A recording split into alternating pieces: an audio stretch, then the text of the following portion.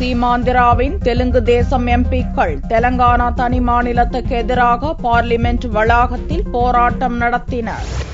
லோக்சபா தேர்தலுக்கு முன் நடக்கும் கடைசி கூட்டத்தொடர் என்பதால் நடப்பு பார்லிமென்ட் தொடரிலேயே தெலங்கானா தனிமாநில மசோதாவை நிறைவேற்ற மத்திய அரசு தீவிரம் காட்டி வருகிறது. அதே நேரத்தில் சீமாந்திராவைச் சேர்ந்த தெலுங்கு தேசம், காங்கிரஸ் உள்ளிட்ட அனைத்து கட்சிகளின் எம்பிக்கள் தெலங்கானா மசோதாவை தடுத்து நிறுத்த தீவிரம் காட்டுகின்றனர். இப்பிரச்சினையால் வெள்ளியன்று லோக்சபா ஒத்தி வைக்கப்பட்டதை தொடர்ந்து தெலுங்கு தேசம் கட்சியைச் சேர்ந்த எம்பிக்கள் பார்லிமென்ட் வளாகத்தில் உள்ள காந்தி சிலை முன் தர்ணா போராட்டத்திலும் ஈடுபட்டனர். ஒருங்கிணைந்த ஆந்திராவை வலியுறுத்தி கோஷமிட்ட எம்பிக்கள் மத்திய அரசு மீது தெலுங்கு தேசம் கட்சி அளித்துள்ள நம்பிக்கையில்லா தீர்மானம் மீது சபையில் ஓட்டெடுப்பு நடத்த வேண்டும் எனவும் வலியுறுத்தினர். ஸ்பீக்கர் గారు ఇప్పటికైనా అవిశ్వాస తీర్మానం మీద అనుమతించి ఓటింగ్ పెట్టి చర్చకు అనుమతించాల్సినటువంటి అవసరం ఉంది.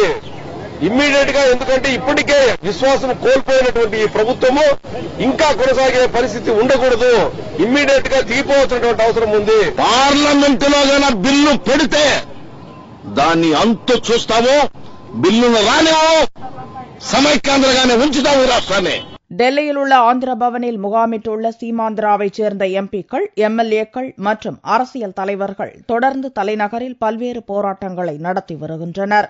அதேபோல தெலங்கானா ஆதரவாளர்களும் ஆந்திர பவனில் குழுமியிருப்பதால் கடந்த சில நாட்களாக ஆந்திர பவன் வளாகம் பரபரப்பாகவே காட்சியளிக்கிறது. இதனிடையே ஆந்திர மாநில பிரிவினையை எதிர்த்து தாக்கல் செய்யப்பட்ட 9 மனுக்களை உச்சநீதிமன்றம் வெள்ளியன்று தள்ளுபடி செய்தது.